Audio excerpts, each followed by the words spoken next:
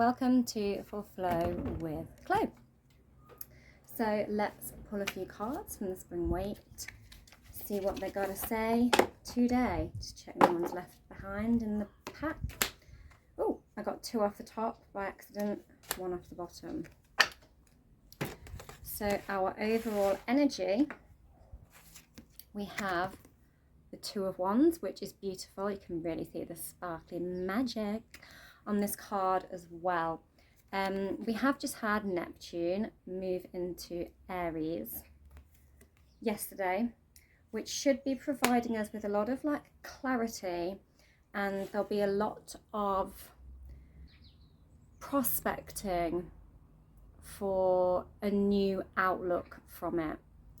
People, when Neptune, which it's not been in since like the 1860s or something, Neptune hasn't been in Aries since then, but last time it was there, it did mark the American Civil War, where the underdogs were very much freed from slavery.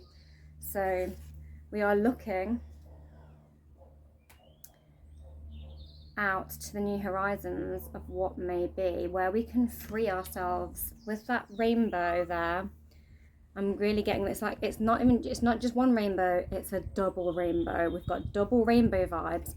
We've got the dove, freedom, liberation, and we've got the globe like an egg in the hand of new beginnings, and he's looking out, and these 2 wands are like this portal of potential, and he's looking out onto the horizon, prospecting, like looking like, where am I going next? What's my next big adventure? Where's my next liberation is what I'm getting. We also have the 6 of Pentacles. So this card is coming up a lot recently, and we have got Venus, we've had Venus in Aries, and she is backsliding. I think she's retrograded back into Pisces now.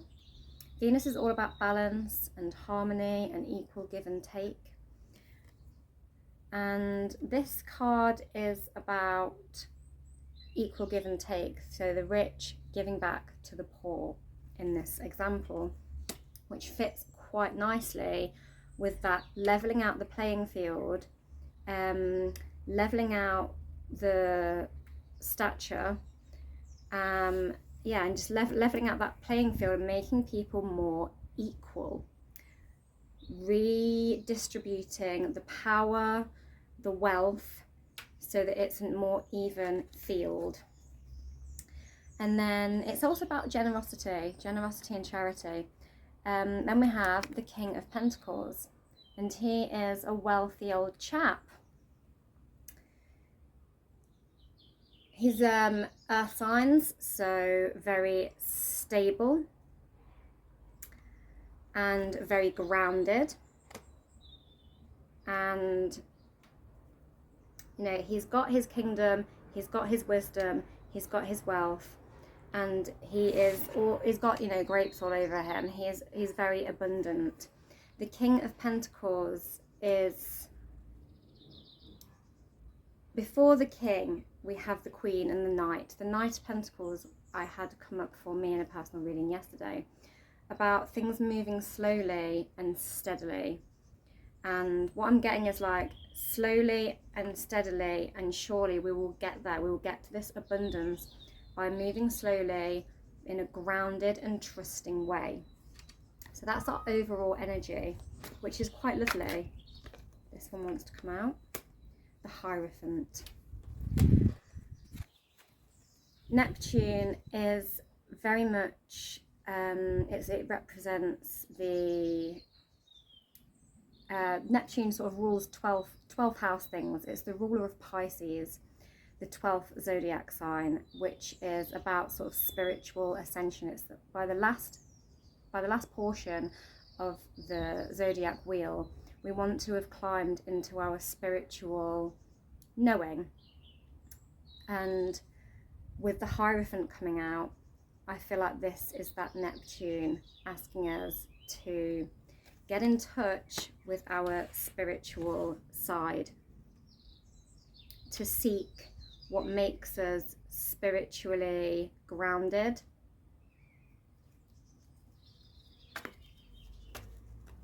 And finding balance, harmony, and new beginnings with our spiritual side. We also have the Eight of Cups. So something we've had to walk away from. Maybe we're having to walk away from something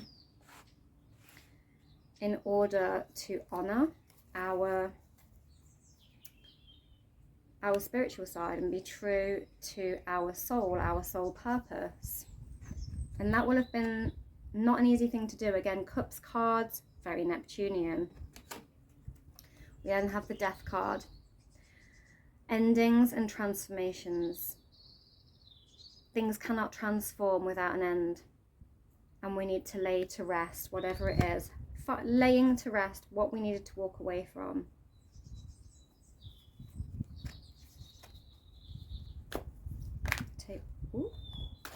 No flip yet.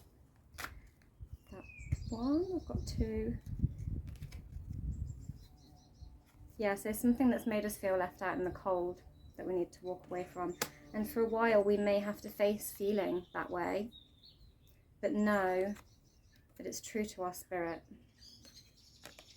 true to our soul, true to our ascension.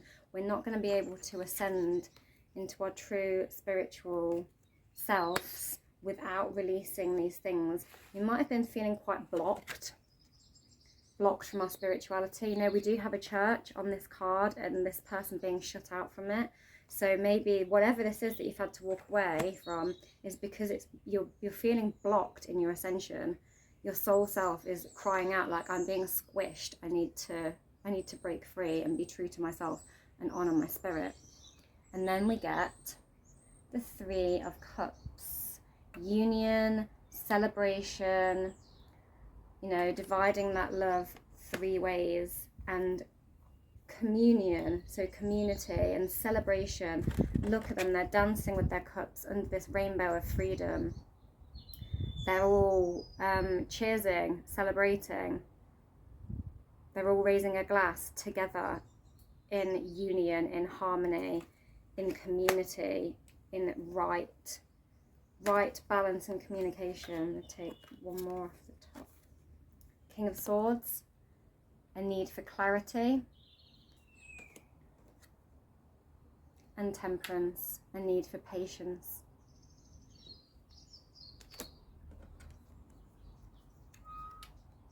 So keeping that mind clear and having really clear, conscious, focused thoughts on how we're getting there, where we're going, and not losing sight of that clarity.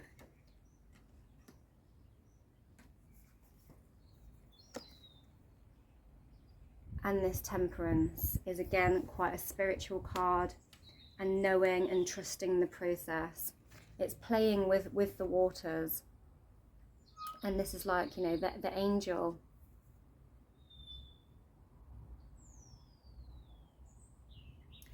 The foot is in the water, which is quite a Piscean note as well, but we do have air signs, the symbol for air signs on that card.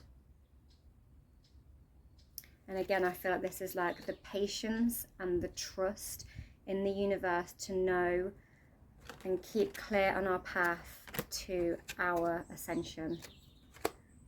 Trusting that process and trusting the waters of the earth that will provide. It's got that, with the water play there, I'm getting quite Aquarian vibes. Aquarius is the water bearer and it is an air sign.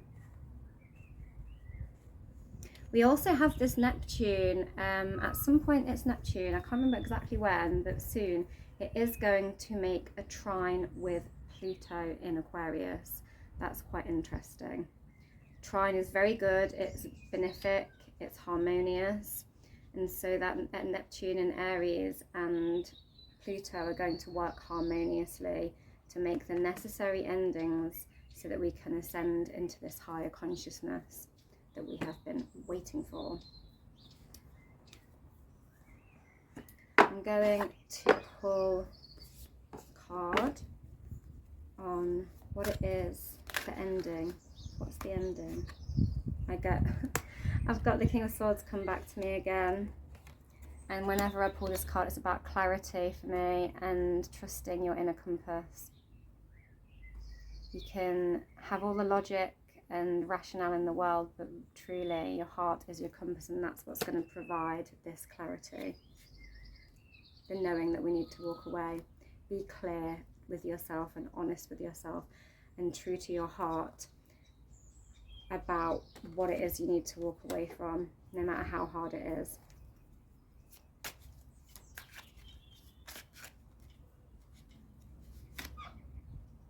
And we get the Page of Pentacles.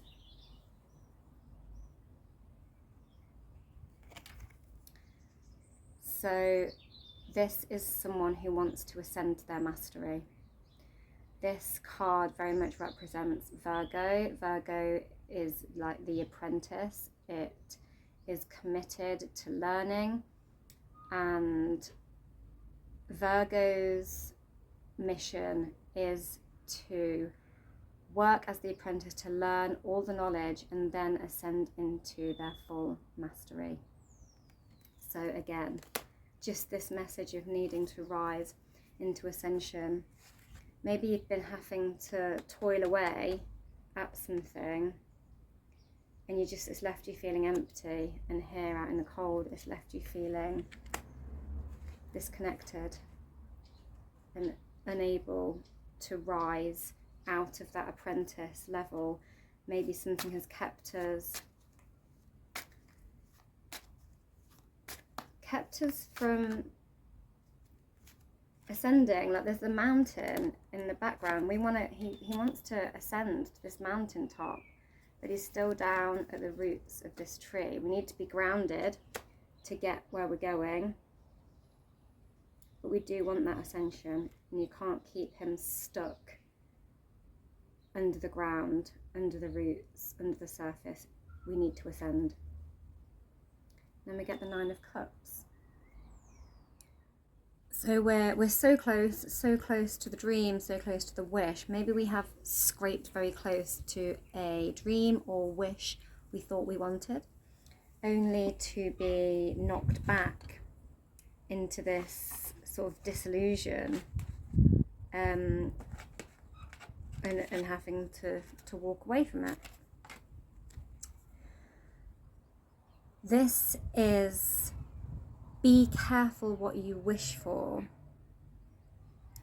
We can have our wish, we're almost there, but maybe what you were investing in before, what you thought was your wish, actually kind of sabotaged your spirit.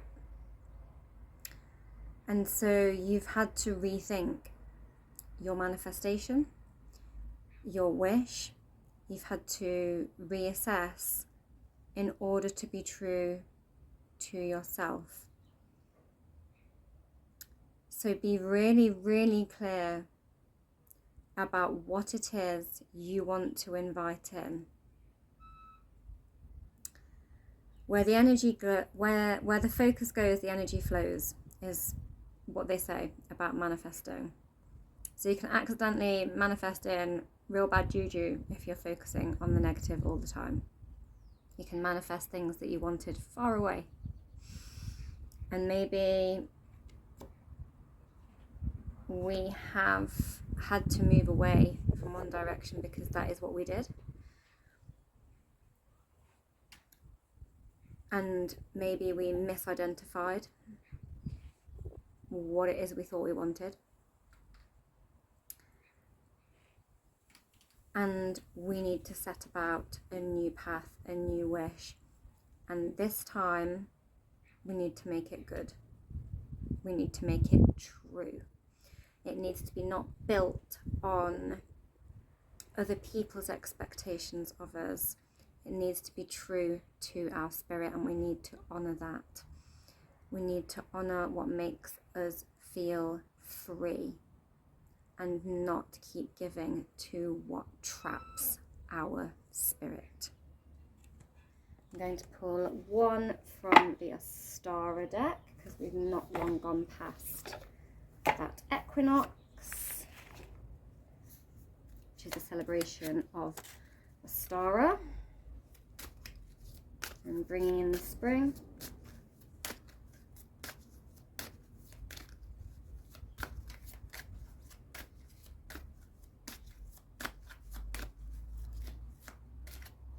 That one.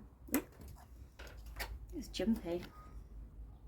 Astrological New Year.